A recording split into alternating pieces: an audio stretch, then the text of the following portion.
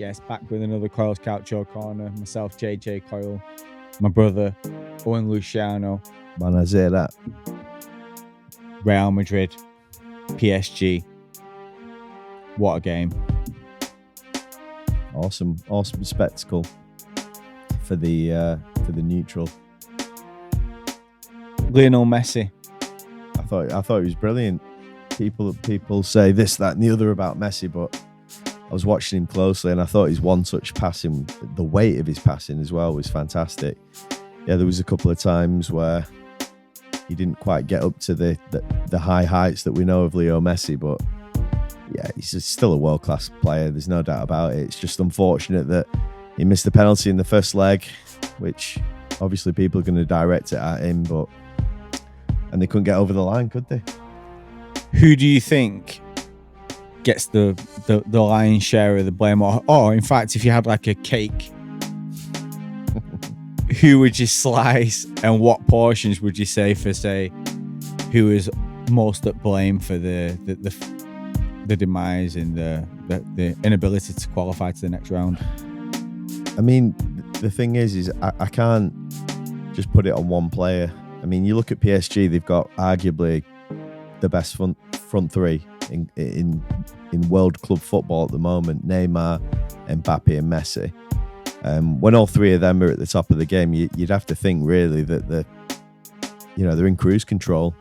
But what we've seen from Real Madrid is an inconsistency and a mentality in terms of in these big games. I think back to the Barcelona game when after winning the first leg emphatically, they just threw the second leg away. And I just think when your mindset or your mentality isn't quite right at this level, it doesn't matter how big you are or how expensive your players are. If you don't play as a team, you won't get through. And PSG, for me, have got some sort of mental block going on. Who is most at blame for them losing, in your opinion? I just, like I say, I think it's a collective. I think it's a mental thing. I really do. There was individual mistakes. I saw all the back four have a shocker. I thought Donnarumma wasn't his confident self. We've got all the Italy badges everywhere, so we need to address the elephant in the room, really. GG Donnarumma.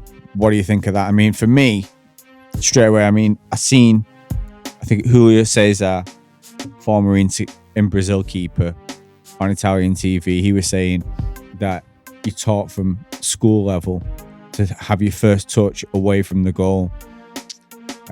He's taken 2 touches before he's cleared it. That's the problem for me. And we've seen him dilly-dally on the ball a couple of times. He's overconfident. That's what's happened there, but it's still a foul in my opinion anyway. I think it's a foul on him, but I agree with you if he takes 1 touch and gets it out of his feet. But I'm not overly confident in this overplaying from the back, especially with the keeper. I mean, I know that some teams play it, a lot of Spanish teams play it fantastically, and PSG are fantastic at it normally. But for me, in them circumstances, guys wild it. Just get rid of the ball. And I'm just seeing them. Sometimes people are just too cute, and United can't do it. We can't play we can't struggle to play out from the back. We've seen it a couple of times with Italy, though.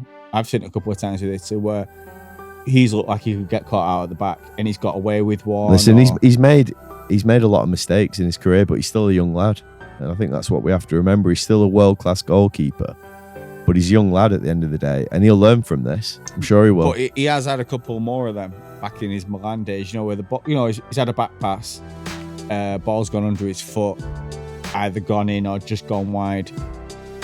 I mean, we see him. He's still doing a similar thing, isn't he? But look at goalkeepers today. Goalkeepers today, their role has changed. They're not Peter Schmeichels anymore. They have to be able to play with the feet. And if you look at Edison, which I'm sure we're going to touch on later on, he's a goalkeeper there that you feel comfortable with him on the ball because he's as good as a midfield player in terms of the way he can pick passes out. But PSG last night, they look shaky. I've never seen Marquinhos and Kimpembe. I've never seen them have a game that bad. Hakimi was great going forward, but again, he looked susceptible at the back. and they just didn't look good at all. Danilo didn't look good. They look like they've got no solid spine to them. I'll come back to that in a moment. I just want to reflect on Donnarumma, and something that comes to my mind is something that Rio Ferdinand says in his book. He's talking about, one of his coaches said, "Don't take your time when you're going to recover a ball. You know, when there's no one near you. Yeah, rush to get the ball, and then when you've got the ball, then you've got time to go and make your decision, as opposed to just cruising up there." What I think you see from Donnarumma is when the ball's back, he's almost taking it in a relaxed, composed manner instead of going out, meeting the ball early. It's almost Van der Sar in his mannerisms, but without that experience. Go out there, meet the ball early, because you have plenty of time there. Be incisive with your first touch and make sure, you know, be proactive as opposed to waiting to inviting a bit of pressure.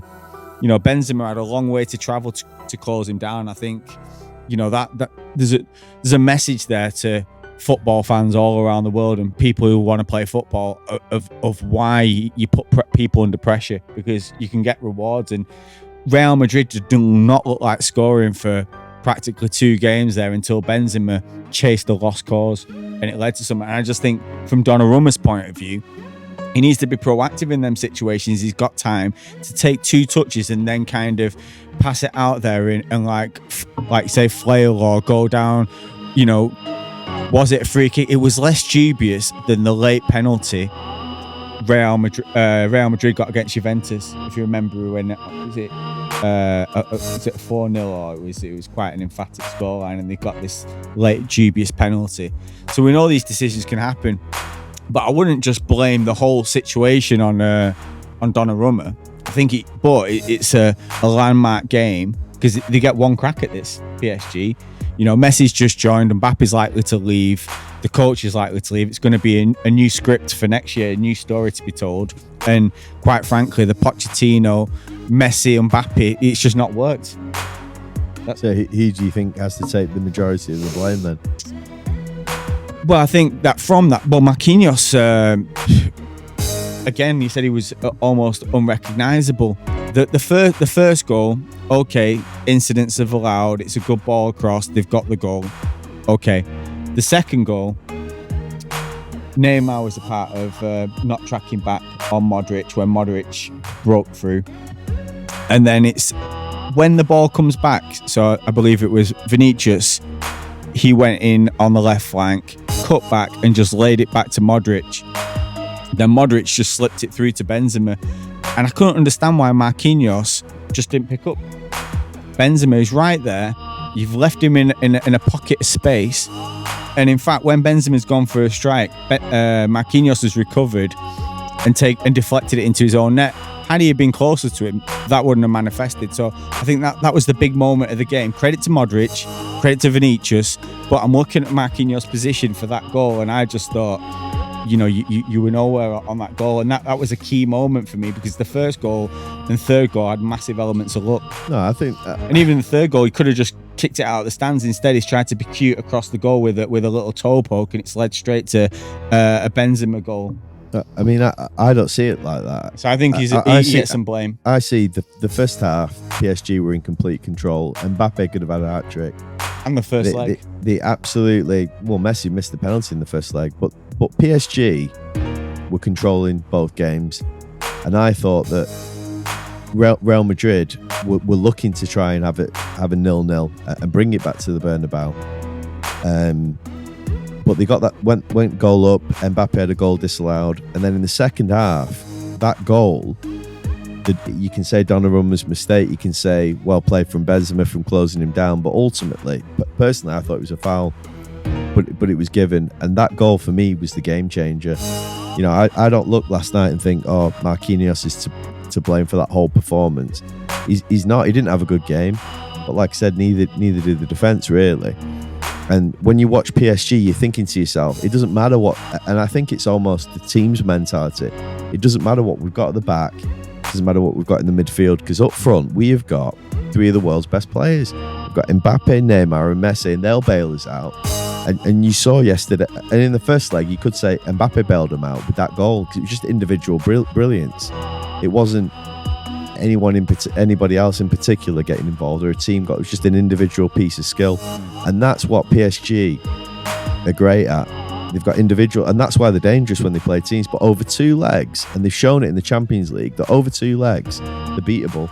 Because even if they have a good game, they're that inconsistent, and they've not got the mentality to see and manage a game out. Now, people are going to blame Parc, people are going to blame some of the players, but ultimately, it's a collective, it's a club thing. And, does it come from the owner? You don't know, but that's the mentality. That's where I was going to under that much pressure that they just crack. That's where I was going to go next with with Pochettino, because for me, like I said, looking at where the goals have manifested from, I think Donnarumma, Marquinhos, like I say, a hand in both of them, the latter 2 goals. But Pochettino, the game's changed as soon as that goal's at the crowd's up. At that juncture, he's got 3. I like Poch. I like him. I know where you're going with this. You're going to blame the manager for last night's performance, but ultimately, is you liking him making him immune for criticism? Because listen, he didn't make the changes in that game. Listen, Pochettino, and he's left Neymar on the pitch. Pochettino is going to get criticised. He's going to get criticised for not winning the Champions League. He's going to get criticised for all kinds of things, for tactics, substitutions, all the rest of it. And ultimately, any manager that is in the frame for Man United, this is what they do. They'll pour negativity over the potential appointment, but ultimately Pochettino is still a good coach, and I think you've seen Thomas Tuchel. He had problems at PSG. He didn't win the Champions League. They got rid of him. Next meet, he goes to Chelsea and wins the Champions League. Yeah, but can you say it's the manager? Or can you say it's the actual team? He got him to a final. Well, the thing is here is that there's a slightly different dynamic, because before he had Mbappe, Neymar, and then they could play one other. I think they had Keane, who was kind of like in and out. They've had Di Maria coming off the wing, but adding Messi literally takes it from 2 forwards to 3 forwards, doesn't it? Even though Messi was coming back, he was putting in his tackles, it's changed the dynamic of PSG. So that's a factor. But as well as PSG have played for a game and a half, a big part of the game is always in-game changes. When the tide swings and they've conceded a goal, they've got options there, and they just capitulated in that moment to concede a goal after 10 seconds. Capitulate.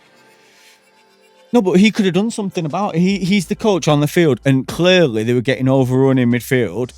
And it all happened from when he took Paredes off. Now, I know he's got a yellow card, but they lost control of the middle of the park. He was massively helping out with the triangles of Messi and Verratti. They've taken him off, and as a result, they started to lose control, and they couldn't get back in. They couldn't have like a late flurry. They were gone. They were gone as soon as they pulled 1 goal back. They rarely got to attack again. I think what's it called? I think you're missing the point with the Pochettino agenda. And the reason why I think you're missing the point is PSG have controlled 1.5. 75% of them 2 legs, PSG have controlled it. They've got the players there that can just hold on to the ball and pass around it. Now, that goal that Real Madrid scored, PSG was still in the lead on aggregate overall. And that goal that Mbappe scored to make it 2-0, he just put them in cruise control. And what I think is he got a little bit complacent. Now, even when Madrid scored, the crowd changed, the whole emotions of the ground, the whole tie, everything changed with that goal because they thought it was a foul. So do you blame the referee? Do you give the referee some blame for? Yeah, well, absolutely. Yeah, of course I do. So what slice of the cake is the referee going to get? Well, I think you've got VAR now, and this has been the issue. I mean, last season everyone was, strongly crying out about VAR, and there's been some poor decisions, there's been some good decisions, and ultimately, I support VAR if it just makes things fair, because that's what you're looking for in a game of football. And I think PSG, rightly or wrongly, will feel that decision to allow that goal and not give the foul against Donnarumma, that they'll see it as unfair. And I just think that Madrid probably deserved to go through, if I'm honest. But having seen that, there's always going to be that little bit of a question mark there. And PSG, arguably it's not going to do them any good, because in the next Champions League they'll think, oh, well, we were robbed last year and we're going to go and win it this year, because that's the kind of mentality of the French. I mean, just looking at the fact of the, just looking at the way. Let's look at the Champions League, though. I mean, ultimately now, you've got to talk about PSG, because it's such a star-studded team, and no one can quite believe it. Leo Messi, Neymar, Mbappe, they're not going to be any more in the Champions League. Real Madrid are. We've talked about Ancelotti. We like him as a manager. And you have to say it's not the best Real Madrid team that we've ever seen, but they've got some players that are all playing for the manager. I mean, just looking at, I think Messi coming in has unbalanced PSG to a degree. But when I just look at last night, he's an incredible player. Any team, he'll make any team in the world better. No, I get that. I get that, and he offered more, I feel, than Neymar. Over the two legs, even if he didn't miss the penalty. Neymar, who has extended periods off every year, doesn't look like he's in the condition to play a full game. He set Mbappe's goal up, and he's always got moments of brilliance. Both of them. But he just doesn't look fit. He doesn't look like he's 100% fit. On the Messi thing, you said he played very well. There's moments where he tracked back, won the ball. He's really clean in possession. It's his passing. If you watch Messi closely, it's his control, which is phenomenal, but it's his pass. It's his weight of passing. I mean, he was going in midfield amongst like three players, and the ball would get played to him, and no matter who he was making the pass to, it was just the weight. It was just he's one touch. He's controlling it with a pass. A perfect way. I think a telling moment. Phenomenal. I think a telling moment was in the second half when he's running on the right touchline and Modric is recovering ground on him. And for me, he's got three options. He can either push it down the line and back himself to get to the next ball. He can cut back inside on his left foot, or he can do what he did, which is just wait for the tackle and see if he can ride the tackle. I think Modric has won the tackle. He's gone out for a throw. But it was one of them rare moments where he has an opportunity, he's one-on-one with Modric to kind of get himself through and get himself on goal. Honestly, I think what we're doing here is we're nitpicking to be negative about him, and I just think what I saw from him is he's still world class, he's still quality, but it's not necessarily. It's not going to take another world class. They don't have problems scoring goals. PSG's problem is that they can't defend. Well, you say problem. For me, it was just like I don't want to over criticize them, because, like you say, for a game and a half, they've been the better team. It's a decision that really shouldn't have gone against them, particularly with VAR. He is taken off his feet. I get that he's taking extra touches. So, by rights, really, you couldn't see where Real Madrid were going to get a goal from. They didn't look like they had that creativity. And that's why I come back to Donnarumma's hesitations almost opened a window. And that's been further opened by Marquinhos' inability just to pick up a man who's in his box. I mean, the danger man. I thought that was poor from Marquinhos. Ultimately, my kind of final summary from a Real Madrid point of view is, first of all, I want to give credit to Ancelotti. I think he's under arguably more pressure than Pochettino. Who gets the most credit for Real Madrid? I'm just saying, I'm not giving anybody in particular the most, but between, I'd say, from Real Madrid's point of view, I think they played well as a team, but the standout players for me were Modric and Vinicius Jr. I thought he caused a lot of problems. But yeah, Luka Modric, I think he was absolutely class in there. And then obviously Benzema, when Ronaldo left Real Madrid, he's kind of stepped up in a way that we hoped Rooney would when Ronaldo moved from United. It was that kind of step up from Benzema where it's like, yeah, I'm the main guy and I'm going to score goals consistently and help us still win things. And I think from Benzema's point of view, the third goal in particular, I just thought showed his class, the way he adjusted his body and just the precision, and he's got that in his locker. Benzema, he's a top player, and I think he deserves a lot of credit for last night. Hat-trick's no easy thing to do as well. Well, I felt like his whole attitude is what led to all the goals. It's what led to it's him running into position for the third goal and then reacting. It's the second goal, picking up that pocket of space before it happened. The first goal, the chasing down. It's his whole attitude, his understanding of where he can cause the most danger. He was a force, and I felt like he was the biggest reason why they were able to win the game. And then I would say Modric, it's the best game I've seen Modric play. We've talked about him tracking back, the tackle on Messi, but then exploding away from Neymar. What is he, 36 himself, running up the pitch, slotting the ball into Vinicius, on hand then to get the ball. It was a Pirlo slide pass into Benzema and I thought that was the moment of magic from Real Madrid in the game. But I don't want to be too overly critical with. Do you think Madrid could win it? I mean, you look at the teams left in the competition. Do you think that they've got a good chance of winning it? No.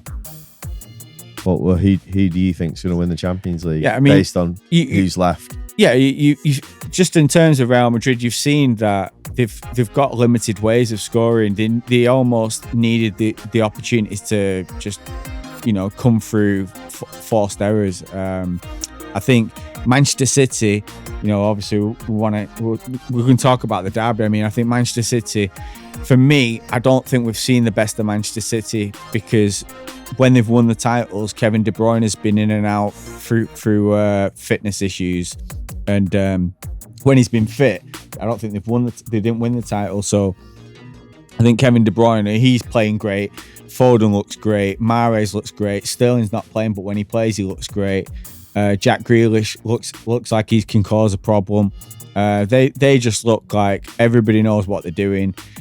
PSG, I thought, could have caused them problems with their individual brilliance. I think Bayern Munich, another strong opponent. I think it's between them two and Liverpool. You can't rule out Liverpool with just the form, winning games when they're not playing well. But I mean, did you watch any of the Liverpool Inter? Yeah, I mean, I thought Inter played well against Liverpool, and I think they showed that against Liverpool you can frustrate them if you set your team up and everybody's disciplined. And I think that the red card to a degree cost them. What did you think of that? I didn't think it was a red card. It's just one of them. I mean, decisions at the moment. Whatever team that you're following, they just don't seem to be going the right way. But over a season, you like to think that these things even themselves out. It's all swings and roundabouts. Over a game, it might have evened itself out, because the first challenge he did looked worthy of a red card.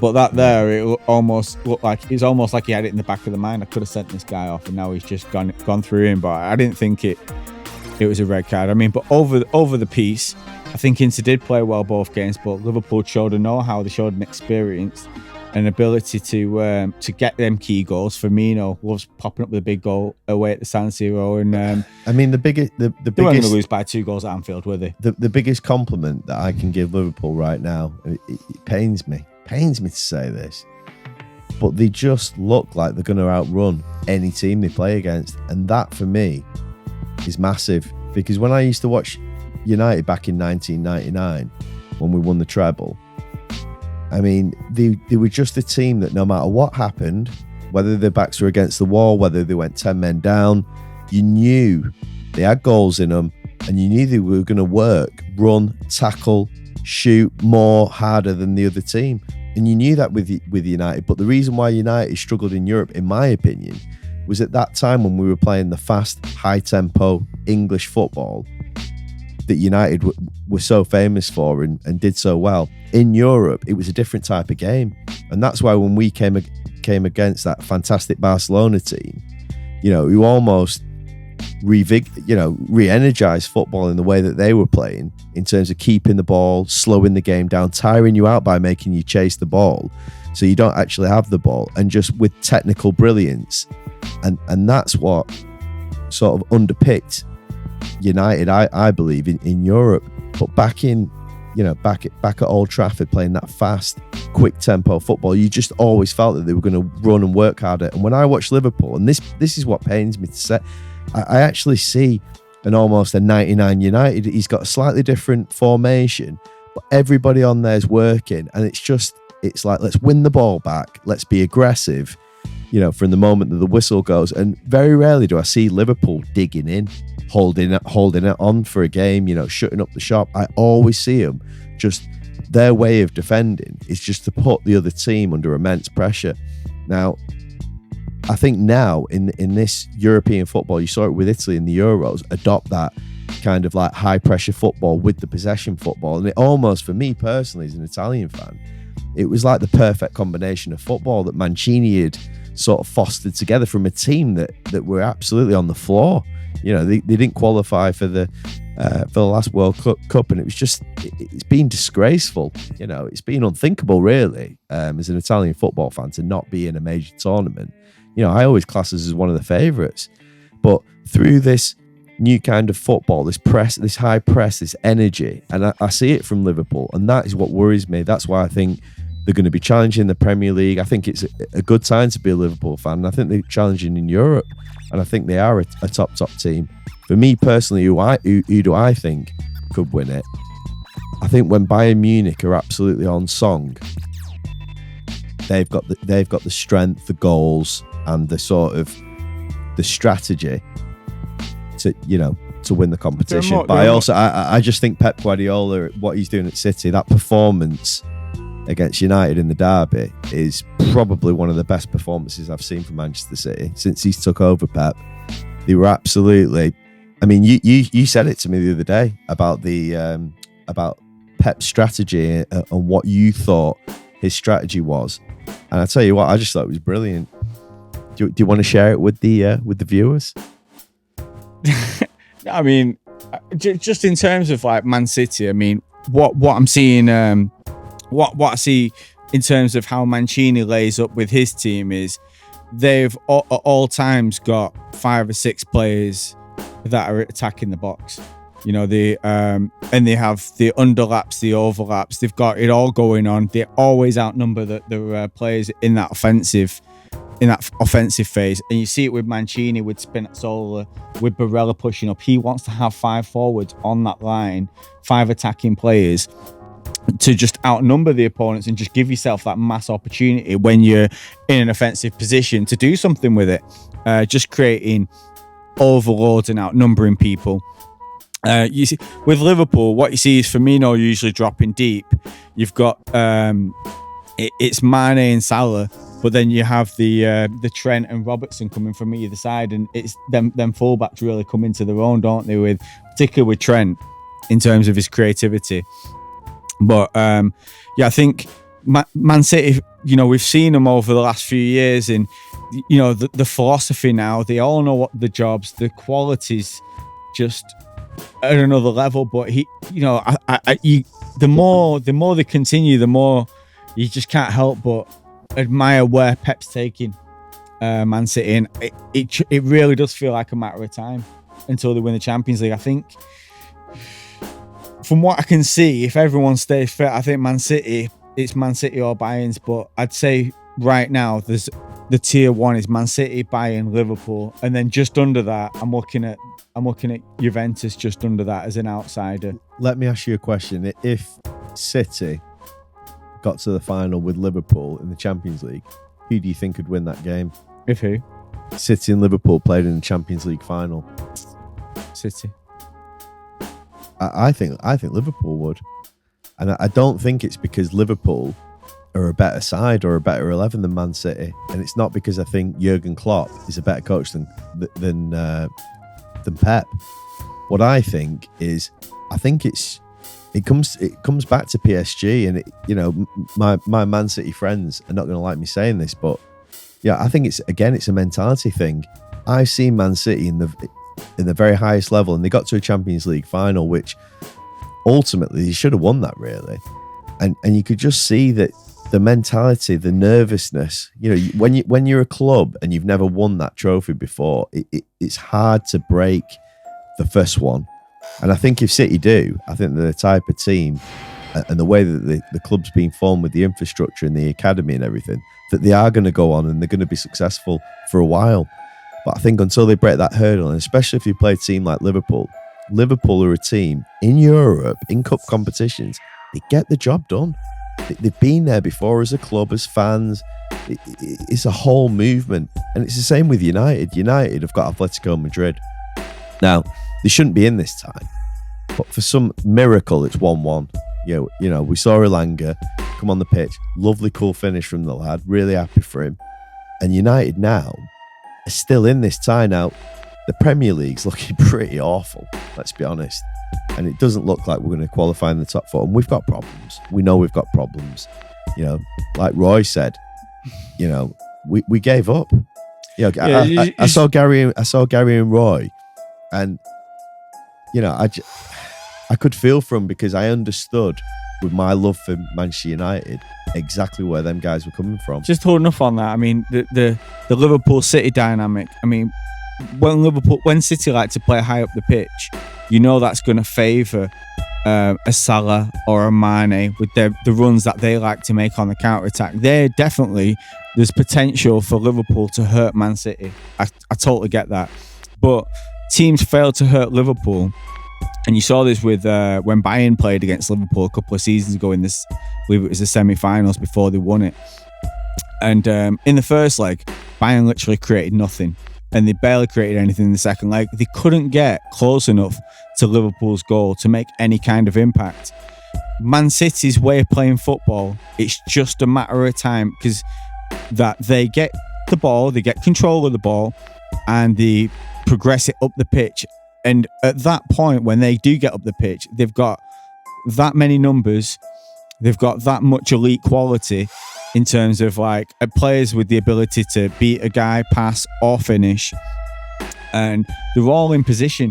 So I think tactically where Man City are at right now, I think they'd overwhelm them. Obviously, if they get some injuries, do you know why I don't think they overwhelm them? I think that's one word that you can't use Man City in terms of Liverpool being overwhelmed. Because what Liverpool will do, and they've shown it under Klopp, and this is where I give Klopp massive credit, on top of the history of the club, because they've got good history, and we know what they can do in Europe. You know, they've got the most European Cups in all the English teams. You know, you've got to give them kudos. They're playing in one of the toughest leagues, and they've already done it recently. But it's their high level of consistency. And what I think with Liverpool is they're gonna run more.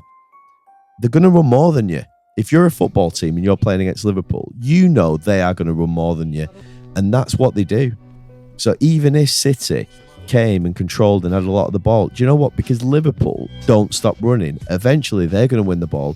And then you've got guys like Mahrez and Mane who have just got exceptional pace and can hurt you.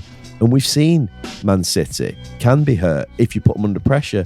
We saw United do it in the derby, albeit for 25 minutes, and we saw Spurs do it. You know, Man City it's not the perfect side.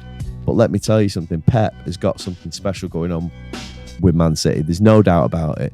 But in a one-off game, in a Champions League final, against a club like Liverpool, against a team like Liverpool, with a manager like Klopp, they'll outrun you. But Manchester United could outrun Barcelona when we played them in 2 Champions League finals. The fact is that we were a team that were wanting to press, wanting to get at them, but ultimately they just suffocated us with possession. Obviously, in the first game, the breaking moment was when Eto'o scored. They did because United had 10 minutes of that game. Think back to '99. Think back to that treble-winning season. Some of the games that United played, the Arsenal game with 10 men, will run more than you. We will run more than you. You saw it, Ryan Giggs on his own epitomised that very thing. You saw it in Turin against Juventus. We'll outrun you. You saw it against Inter. So these are top teams. So would you put Liverpool ahead of Man City then? No, I just think in the Champions League final. Yeah. I think City. I think City have got a very, very strong chance of winning it. But I think if they come against the Liverpool in the final, I just think that mentality thing, that not to the same degree as Paris, because I think Pep is that type of manager that will eventually get rid of that. And you can see that with the transformation of the club. But until they win the European Cup, City will not be complete in terms of their transformation. That is ultimately what they're looking for. Yeah. And that's what PSG are. And PSG have spent God knows how much money. I mean, this in the summer transfer just gone, 5 or 6 top notch quality signings. Messi, Donnarumma. You know, who do you want to win the Champions League? Who do I want to win it? I want United to win it. I want United to win it. I think I want. I'm hearing a lot about. I've never heard so much negativity around United than I have this year. You can't really predict anything, but I'm pretty safe in the knowledge that United ain't going to win it. They've shown me absolutely nothing this season to indicate that they're going to win the European Cup. It's not going to happen. We have still got 2 of the best strikers in world football in Edison Cavani and Cristiano Ronaldo up front. Yeah. We've got arguably one of the best wingers in world football in Jadon Sancho, and I can't speak highly enough of this kid. He really has proved me wrong, and I'll say it again and again. Sancho's quality, and I mean, I loved his goal against the derby, but it's not just that. I think since Rangnick's come in, really, I've seen a Sancho that I just think he's good for United. He's what United want. They want a winger who's tricky, can do everything, and he can. And it's just a shame, really, that we've had the problems that we've had. You know, Greenwood was a potential star, and obviously that's just evaporated. And then, you know, Marcus Rashford, I don't really want to even say that much negativity about him in terms of the derby and that, but he just doesn't he seems to be going through a real rough patch at the moment. Well, he came out and said that he's considering a move. Did he though? Considering his future. It's been reported that he's considering his future. I mean, for me, he needs to consider improving his game. You know, step the game up. I'm not seeing enough. You know, what do we think about Jesse Lingard? Because we're just not seeing the same player that was at West Ham. Is it because he's not getting the opportunity? Because I think this guy's got the kind of energy that you want in your team. Yeah, I mean, especially in this new pressing style football. I think the Jesse Lingard ship sailed. It's almost like he tried to bring him back on board, but his performance and Rashford's just the body language. You know, like you know. I know, but if they come on and they just like, oh, this game's done. What? You know, I just want to get through this game. I mean, or are they coming on to affect the game? I just wanted to say that, first of all, I think I want Bayern to win the Champions League, because I think they're fully capable of producing the performances and doing it, and I just can't see any other team other than right now Bayern, Man City, and Liverpool winning it. What about Real Madrid? I can't see them winning it. Also, there's enough to see in that them 2 legs that they're just not going to have it. What about Chelsea? I mean, is with the issues that they're having off the pitch, is that going to affect their Champions League, or are they going to take like a siege mentality? Yeah, a bit like Italy did in 2006 and 1982. I think it's going to work for them, and they're definitely going to get out of this. But because I do like Tuchel, I think, and I just want to say this, that I'm not overly happy with the way that he's being asked to ask questions, or he's being asked to answer questions. He's managing the club though, isn't he? But people have got questions for the club. So. Yeah, but it's just not in his remit. He's a football manager. Media responsibilities. You know, he's a football manager, and they're touching on politics and, you know, things that are just he's incapable of answering. Really, they should be talking to Chelsea's press team rather than the football manager. And I don't want to see football interviews where they're asking him questions that he clearly feels uncomfortable answering.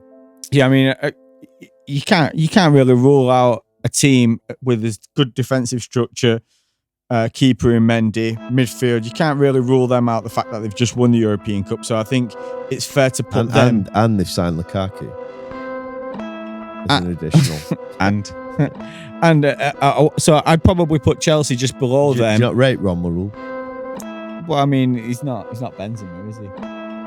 No, I don't think he's not a 30-goal a season man. He's not Benzema. Well, he was in Serie A for a couple of years, but what's the difference between Benzema and Lukaku? Would you just say big game player, better finisher, does it on the everything, on the big stage. everything. Benzema's got his fingerprints in all the facets of football. You saw the closing down, you saw the instinctive finishing, you saw the running, the getting after things, the headers as well. Yeah. It's the full package. It's not just that. He makes the runs in behind. He comes short.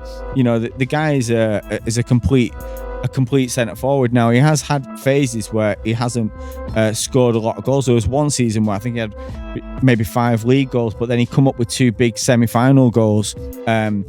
Benzema is, when you look at all the centre forwards in world football, I think he is one of the top 5 centre forwards that I'd like to have, you know, right now. And it makes a difference having one of your best players in the middle of the pitch. That is something Man City are missing, but I just think it's Man City's year, unfortunately. And as an outside surprise, and I don't think they will get it right. I've not seen enough, but you know, I'd probably like to see Juve do it. That'd be always nice, because I just can't see United doing it. I've seen enough for United this year to just think, you're playing teams over 2 games. You saw how bad they were. We're easy to play against. Do you know why I'm frustrated? Why I'm sat here frustrated? Because and you know what? Call me sentimental, but I look at United's first 11 and I still see 11 players there that can call that are still some of the world's best players in that team. And I'm not overly convinced with Rangnick. You know, don't get me wrong. I like the way he conducts himself, but in terms of the way United are playing, I just think back to the last few games, the way that he's been setting up the team. And against Brighton in particular, the first 10 minutes when we set up a 4-5-1 and we just said to him, play. And what you get when you play United at the moment is we just go out on the pitch and we say, do you know what? Play against us, and we're just going to try and sit in and be compact. And what happens every single time is we make a mistake in vital areas, or our goalkeeper bails us out, or we hope for a moment of magic from one of our strikers. But ultimately, in the actual games, we're not controlling games anymore. We're allowing teams to come on to us, and we saw that against Atletico Madrid. I looked around the team, everybody was pumped up for that game. The Champions League music was going. I'm thinking, yes, this is what we've worked so hard for last season. You know, this is what Solskjaer pretty much died to achieve, which was keep United up there firing, you know, in the top 4, finishing the season strong. We've had a good summer, and then all of a sudden everything just seems to have fallen away. Now everybody's blaming everything. There's leaks coming out of everywhere. But if we just strip that back and we look at Manchester United and we look at the team, David De Gea, he's an absolute incredible goalkeeper. He is, without a shadow of a doubt. Wan-Bissaka, he had a shocker in the derby, you could say, but he is still one of the best defenders as a right back. We've got Diego Dalot, who can get forward. So there's things that we can do there. We can always look to play 3 at the back. You know, you've got Varane, Lindelof, Bailly. You know, we've had problems with Maguire. Let's drop him. Why are you not happy with Rangnick, though? I mean, you know, because I just don't like the way we're playing. He has steadied the ship, though, has he not? He has steadied the ship, but the Man City defeat, first of all, it was going to happen before it happened. I don't like the way we're playing. That's what's upsetting. We're letting lesser teams, but all season, outplay us, outrun us, outwork us. All season, we've been easy to play against. There's no reason to think. I mean, we could well get through against Atletico. I think it's, even though we're at home and we should be 60-40, I think it's 50-50. You're at Old Trafford.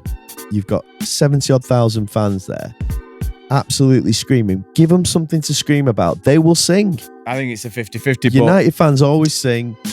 There's always a big group of fans that are singing at Old Trafford. And the Champions League nights, European nights, have always been special at Old Trafford. Is this the weekend when United play Tottenham, where the top 4 is over? Is this the weekend? Yeah, it's over.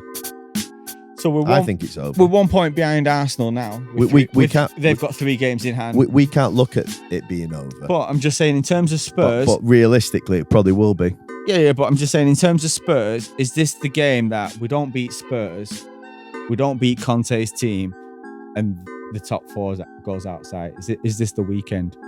You know, because in the next week, United play Tottenham, play Conte's Tottenham, and if they lose that, top 4 he's probably officially gone.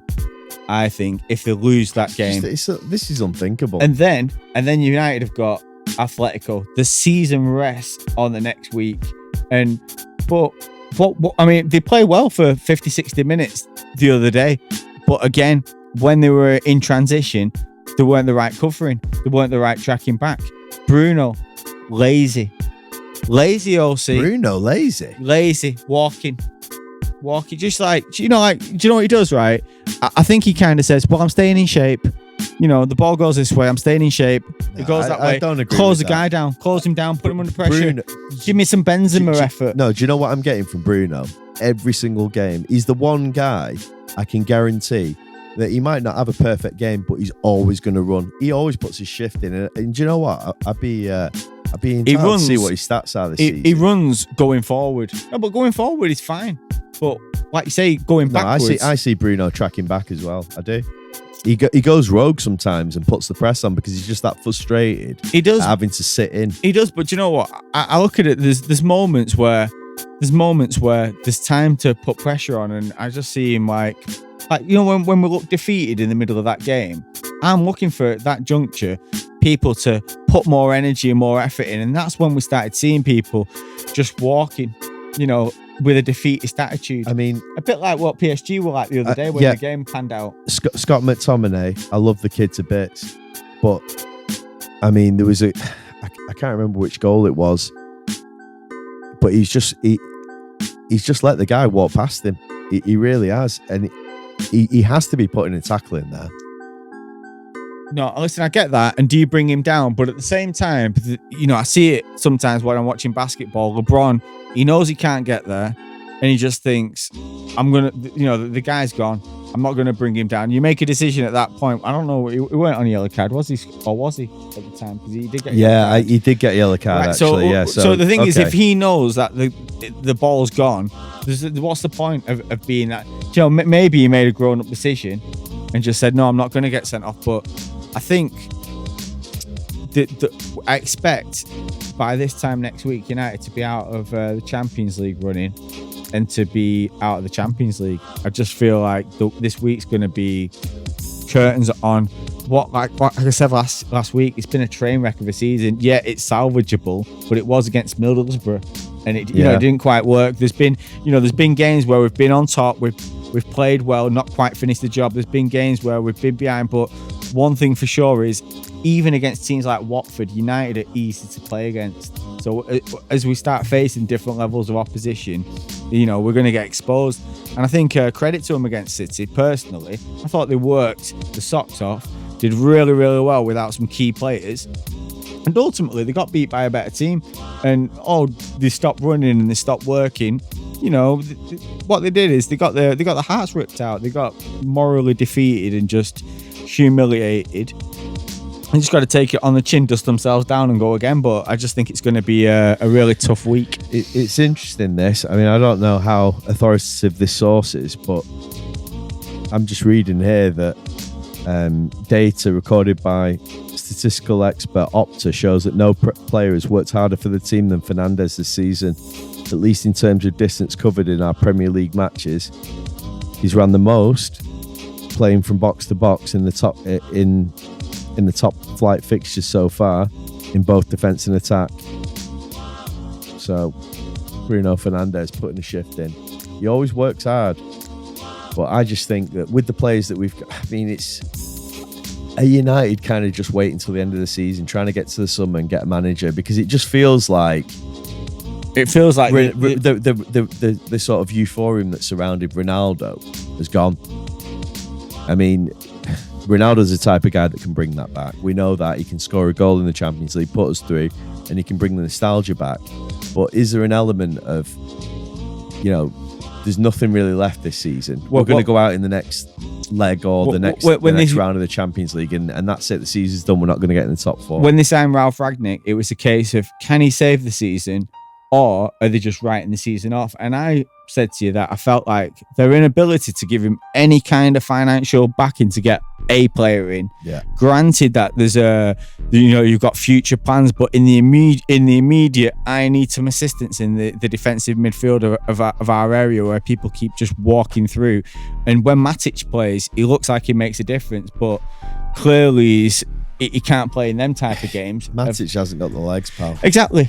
So, but clearly we're missing that type of player. A player that's more disciplined. And even Camavinga, you saw him. Yeah. We were linked with him. We were linked with that Zakaria. We were linked with just people that could come in there for not a lot of money. That could come in there of energy in the middle and help and help and offer something different in there. And we didn't give him that backing. So, I mean, we'll see.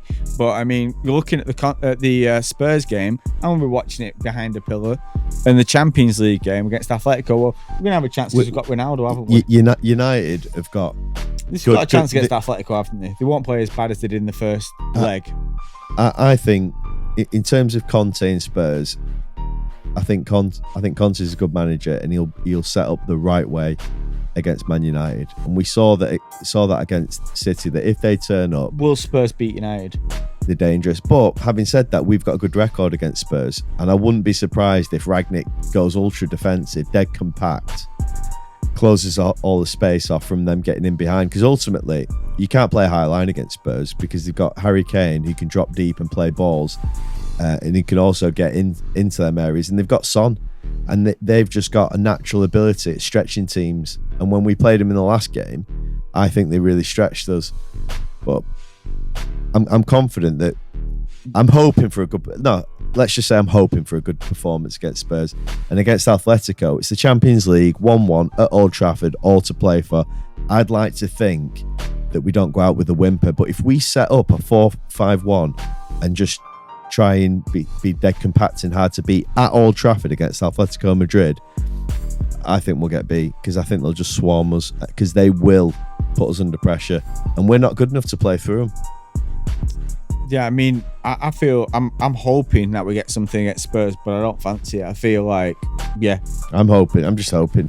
But again, against Atletico, I think you've got a chance. You're at Old Trafford. It can swing when you're playing two legs. We saw the first leg didn't go our way. The second leg, we can put them under different pressure, and I'm pretty sure Ronaldo will be up for the game. Yeah, he's not going to be off with a hip flex. I mean, is he? The thing is with Ronaldo, as much as he wants to give for the team and the club, he's an individual as well at the end of the day, and he's still a brilliant individual. It's just Mr. Champions League. We need him and Varane in there, and and do you know what? I just think there's a bit of a conflict. That's another thing that I see with the derby. One thing I saw straight away is if we take Maguire out and we put Varane in there, we're a better team straight away. At least there is room to improve. I think if you add Ronaldo to that mix, there's room to improve. For me, Rashford's one of the best subs. I think he's got some like the most goals from a substitute in the last 12 months in the Premier League. He can really make an impact off the bench. The noise, we don't normally see this kind of noise from a Marcus Rashford. We get it from other channels. It's disappointing to hear. We can see how things can change in football. I was saying this to you the other week about Greenwood, how it can change. All one second the trajectory is endless, the next second it's ended. Look at Abramovich. Was he going to have a dynasty for 50 years? Now it's over in the blink of an eye. Everything can change. At a team like United, I'd understand if Pogba wants to move on. I think in a different environment, and the amount of experience, he can't wait for United to try and go for another 3-4 year project. I think he needs to move on. But United are not too far away. They just need to make a couple of. They've already added some good pieces that are now starting to settle. We seem a million miles away, but I feel like if you get a couple of the key pieces, you've now got most of the pieces on the chessboard. Obviously, there's going to be a big issue up front with Cavani, with Ronaldo, with no Greenwood, and with Rashford and Martial. It's your whole striking force that you need to reinvent. Is there anyone in your mind that you think could fill that void? And I have heard that the Napoli centre forward's been linked, and I like him. Yeah, no, he has. And we were also linked with the guy who went to who City have bought as well, Alvarez, the Argentinian kid. Yeah, he looks a real player. But I think you called it out as well. The guy who Fiorentina have just signed, Vlahovic. I mean, he's hit the ground running. He looks like he could be a real special player. I'm seeing Ibrahimovic type strength and technique for such a big guy. I think he's a great player. You can just punt it up to him from 70 yards. He can have 3 guys around him, and he can just turn it into something. He has that. He has that ability to turn nothing into something and make the ball stick. I see him as more advanced than what I saw Zlatan at that age. When I remember when Zlatan came into Juve, he was getting a lot of playing time. He was really wasteful, but they persisted with him because they could just see that ability that was that Capello was trying to develop. But yeah, when I look at and I was saying it the other episode, I was saying that when I look at Juventus's all-time nines, I'm looking at Roberto Bettega, I'm looking at David Trezeguet, John Charles, Cristiano Ronaldo, and the 2 guys that won the European Cup are Paolo Rossi and Ravanelli. They didn't have extended runs at Juventus. I don't see any, or even Vialli, I don't see any reason why, should he not play for a long period of his career and should they not be successful, that he can't go on to be that, one of their greatest ever number 9s. I think he can go on to be that, but obviously things need to fall into place, but the talent's there. And as much as important is how Juventus get on around him, because Allegri, sometimes he looks good, other times you're thinking they look detached, they look devoid of ideas. I do think they're building something at Juventus, but I'm not. Are you fully convinced with Allegri? I'm just. I mean, to be honest, with Juve, I just think that obviously now Chiesa's out. I think that's quite a big thing for them, and they've also got a bit of an aging squad, so they have freshened up front, but they're still going to need to freshen up arguably next season and the season after. But what we've seen from Juve is they always do well in the transfer market, especially in Italy, so I've got no doubts that they're going to be there or thereabouts. But in terms of United, I mean, as the season... When you say there or thereabouts, do you mean winning the Serie A? Do you think they can come back and win that? I just think in terms of just... I think in this day and age now, because there's so much quality out there and there's so much money in the game, that it's just about being in a position where you as a football club can compete for everything. And I think Juve is the type of team that can compete for everything, either domestically or internationally in Europe. There's always going to be a handful of teams, and that's one of the reasons why some of these teams have tried to break away from the Super League to make themselves even bigger and even more sustainable. But for me, when I look at football right now, Italy, obviously we'll cover them close to the time because they've got a huge game coming up against Portugal, which obviously I'm a bit apprehensive about. And then on top of that, you've got United first. Yeah, and obviously, and then on top of that, you've got United that, from all that hard work to get back into the top 4 and to get back into the Champions League, they just seem to be capitulating to a certain degree, and it's not playing kind of football that's getting me interested. I'm not really excited to watch United like I should be, or like I even was under Solskjaer for some of the games.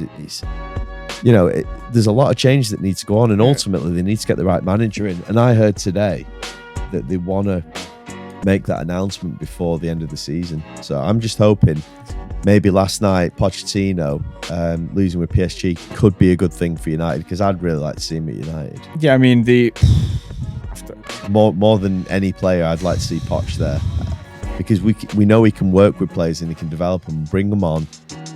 And I think he suits English football.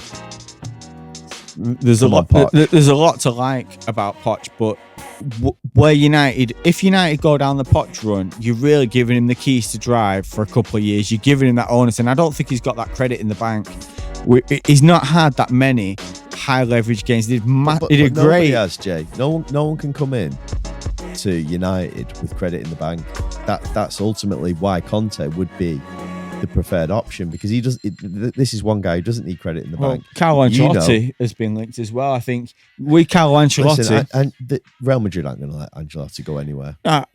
If they go out there, Perez knows what he's doing. No, but I'm just saying here. I've told you, a lot of it depends on what happens with Italy, and then they have got an eye on Luis Enrique, and why wouldn't you? I mean, look at what he's been able to do against Italy. He looks really, really impressive. And what he's been able to do, didn't he have the Neymar, Messi and Suarez team? Yeah. So, you know, he's another impressive manager. There are coaches out there at the elite level that can compete and you want to give them the keys to. I just think with Pochettino, I'm not sure I'd give the keys for him to drive permanently. Like, you know, Ancelotti as a stopgap. Pochettino, if you brought him in there as a stopgap, maybe it'd be a good option. But as a full-time coach, can he take you to the promised land? I'm not sure he can. And what we saw the other day and what we've seen from... Hold on, but what is the promised land right now? Because the promised land for me is to be competing for everything. It's to be winning... No. It's to be winning trophies. For me... It's to be winning trophies. For me, we're nowhere near that yet. Yeah, but... You have to make gradual steps. If you look at Manchester City, before they could start winning things, they had to build a squad that could compete. And what Mark Hughes did when he came in is he brought tried and tested Premiership players that he knew could handle the Premier League, and they didn't win things straight away. Yeah, but over a period of time, what happens is the club moves forward. I can't with agree. The structure. I can't agree with you. But hold on a second, and it's the same with United. You bring Pochettino in. You bring Pochettino in, and what he does is it takes him a while to implement his philosophy and all the rest of it. But once you get playing good football and you're competing for everything, year in, year out, plus you're going to give Poch the backing with the... You'd like to think that we're going to back him with the players that he wants. We don't even know what he's like in terms of the players that he wants to bring in, because we've never really seen him control a transfer market. I mean, in England... The issue I have is that he finished second last year. We finished second last year. So having finished second last year, you're not a million miles away from... You know, you're telling me now you want to get Pochettino to stabilise us, get us playing, get us in the right direction and take us on the cusp. We were already on the cusp of winning, you know, but it's exploded. We've got a squad. We need a guy to lead the ship. But hold on. And even under Solskjaer, even us finishing second, everyone said we don't have a style of play. We're a counter-attacking team. And what I was trying to say is, under Solskjaer, it was just a case of him just trying to play what he thought the United way is. Now, I think if Pochettino came into United, we've already seen it for two clubs in England. I mean, PSG is just their own monster with all the players that they've got, but we've seen him with two clubs, shoestring budgets, play fantastic football. And I'm saying that if he brings that style of football to Manchester United, immediately we'll start competing for things. And within a few years' time, I think we'll be back to winning things, because he will get the backing. And the thing with United is, and why it's such an attractive proposition for any manager, is it's the world's biggest club in terms of its commerciality, its global, its global marketing, all the rest of it. And you know that if you get in with Manchester United and he starts playing good football and we're competing, they're going to back him. I've got some issues. I've got some issues now. There's plenty to like about Pochettino, but there's plenty of questions to ask about him. You know, you get to the Champions League final. Harry Kane's not been available. Lucas Moura gets that hat trick, pulls them through. Harry Kane wasn't available against Man City when they did them over two legs. It gets to the final. You've got half fit Harry Kane. You play in the final, and in that final, you didn't lay a glove on Liverpool the whole game. That's what happened. So you completely got it wrong, even though you've done well to get them to a final. At PSG, against Real Madrid, they played really well for the majority of two legs. They had a good style of play, but when the tide turned, and like I said, it's not like that Donnarumma situation was at the last minute and it cost them the whole tie. That just made it 2-1 still to PSG. There was still time to do things. He had options, but he's left three guys up front there, and even brought Di Maria on. In the end, the changes he made, he was completely outcoached, but the changes he made, they weren't able to create any more opportunities. But did he not bring Di Maria on when they were 3-1 down, so they needed the goal? Because I think it's unfair criticism.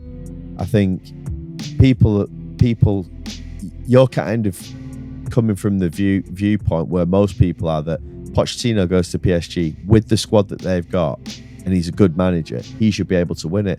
And what I'm trying to say is, there's a lot of world-class managers out there, but there's not a lot of I think PSG is a tougher job than United because of the money and the expectation in that club to win the Champions League. I want to know about the changes he made in the second half. It didn't look good for PSG.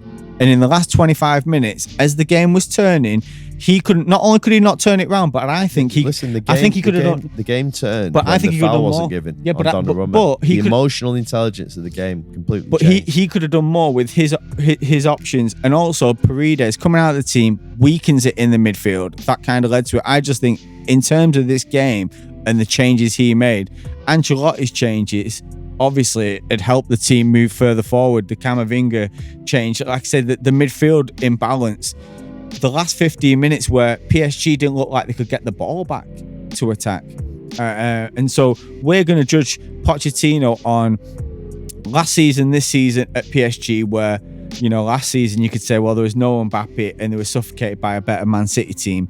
This season, they were clearly the better team, and he's not been able to get them over the line. I think he's got to warn some of this. First of all, PSG is. I don't want him at Old Trafford. Listen, first of all, PSG is a completely different animal, right? The French league, in all fairness, is turd. Right? There's no real quality in that league, right? So they have to. I mean, they struggle to get up for playing Nice on the weekend. They lost that game. Then they come into a massive game. The comparison between playing Nice on the weekend and then the next game against Real Madrid in the Bernabeu in the Champions League, and everything that the club wants is the Champions League. It's almost like the league itself, because it's a runaway league for them almost, that they just expect to turn up to these Champions League games and win. And ultimately, you're playing against teams that are playing at a higher standard, and that's why you've got Chelsea, who do notoriously well in cups. You've got Liverpool that do well in these European cups. You've got City that do well because they're playing in a higher standard league. Bayern Munich is a higher standard league. So when they get into these cups, and you've seen it in Italy, as much as we love Italian football, it's not at the same level as these other leagues. And you can see but PSG the got best to a leagues. Finally a couple of years ago. Well, they did. And they only marginally got knocked out last year. They did. And that is because... And even this year, they were a better team than Real Madrid for much of the piece. They were unlucky. As you said, it come down to an instant where, they've not created a goal, but the referees manufactured a goal for them. Along with the Benzema push. See, with football, it's not as straightforward as just they've got the best 11 players on the pitch. It's not just a case of that. You've got to take in all the factors. You've got to take in the Pochettino factor. You didn't make the right changes. I mean, what's it called? You can say you can blame it on Poch. You can blame it on Poch, but I think you saw with Thomas Tuchel, he's been in. You've seen with Unai Emery when he's been in. It's for me, it's a club mentality thing, and they've tried to change that. They brought in Messi, and the fact that they've got a front three of Messi, Neymar, and Mbappe, and they're still struggling. And they've got Marquinhos, Verratti. They've got a great team. They've got one of the best keepers in the world in the net. You're playing on you can't blame the manager for everything. You're playing Pro Evo, yeah. It's four. You got 4-3-3. You've got that three up front, yeah. You're 2-0 up. The other team score, there's 15 minutes to go, and you're getting overrun in midfield. That's what's going on. They've got the ascendancy. You're getting overrun in midfield. What are you doing? I want to know what you're doing. I'll tell you what I'm doing. Yeah, I'm taking CDM on, I'm taking Neymar on, who just got burned by 36-year-old Modric for about 30-40 yards. I'm taking him off because he's just come back from an injury, and I'm putting a midfielder on with legs. Yeah, and I probably wouldn't have taken Paredes off in the first place because I think he's more trustworthy than a Fred. Listen, I'm going to have to defend Poch here now. Neymar created the goal, right? And the thing is with Neymar is he's a world-class footballer. He's one of the best footballers in the world. So you know that he's good at keeping the ball, and he's also going to create something. Now, if PSG score another goal at 1-1, if PSG score another goal, they've won the tie. Why would you take him off? I mean, I know why I'd take him off because I didn't think he played particularly well. But even Neymar, not 100% fit, not playing particularly well. Same with Messi, same with Mbappe. They only need a moment, these players. Okay, but you saw his pass through to Mbappe. It was quality. Absolutely, but the fact of the matter is that you've not just got a Neymar. You've got a Neymar, a Messi, and Mbappe. And when you've got this, you've got too many chefs in the kitchen, and you got not enough people in the midfield and not enough people in defence. It just controlled 75% of the two ties. Yeah, but do you know what, OC? There's something about, as a defender, okay, your man's there, I'm here, this is what's going to happen, and smelling and anticipating the danger.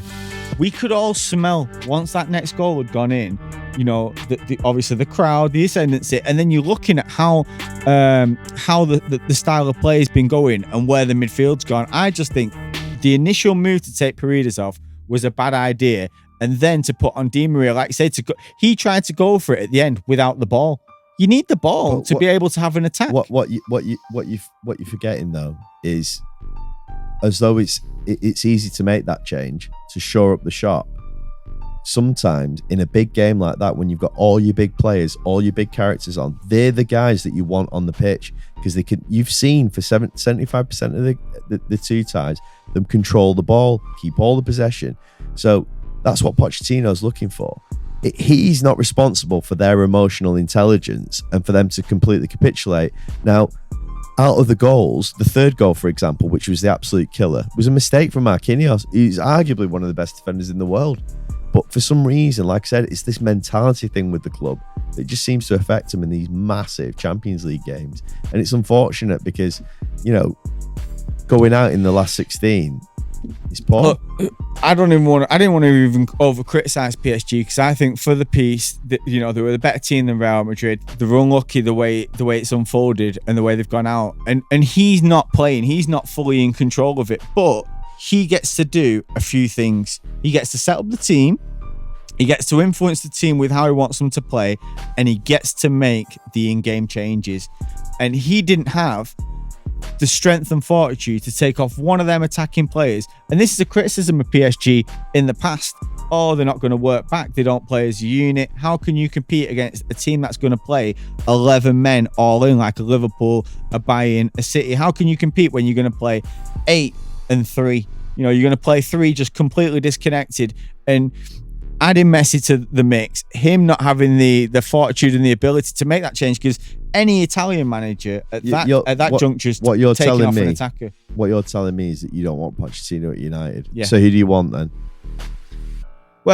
I do, and I don't want Mancini, because I want Italy to get to the World Cup. Mancini's not coming. No, but I want him to get to the World Cup. But this is, you just sound like you're pipe dreaming it. No, because I don't want him. You're an Italian football fan. No, but I don't want him to come. Who loves Mancini? Mancini managed Manchester City.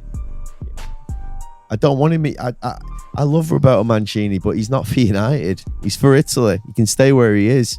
You're asking me, as a United fan, you want Mancini over Pochettino, and that's why you've just slated Pochettino. No. You're looking at Jurgen Klopp, looking at Pep Guardiola. I don't think that Pochettino has got what it takes to compete against them coaches, and he doesn't have the ideology. And I don't think he has the ideology. I don't think he has the ideology. I like Pochettino, but I don't. But I don't think he's got enough. Mister.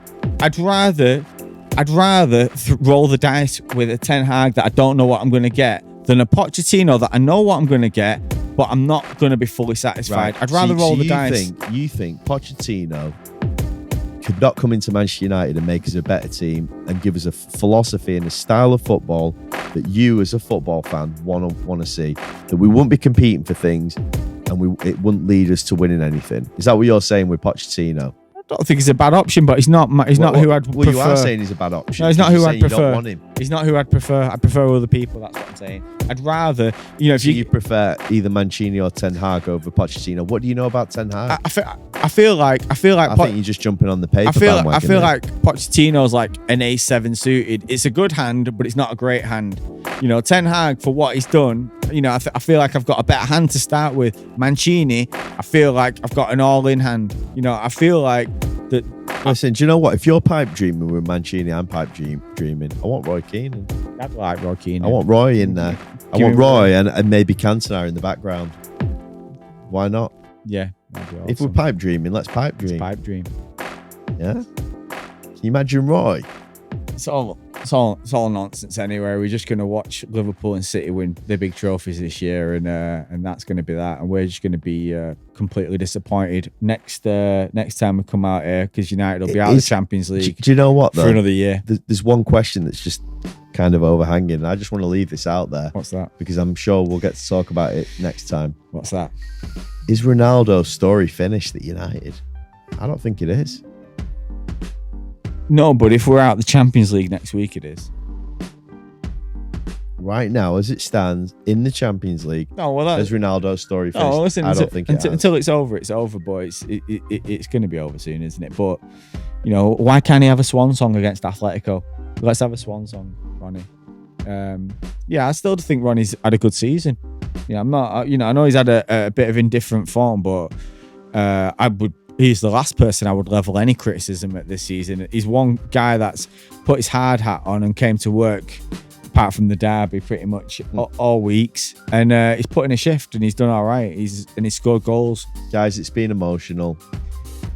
Look, I think we'll see what if United are still in European action next time, and we'll also look ahead to the do or die World Cup qualifiers against North Macedonia and then against Portugal. There's a lot of football left to be played, guys. A lot of football left to be played. We feel defeated. Do you feel defeated? I feel defeated.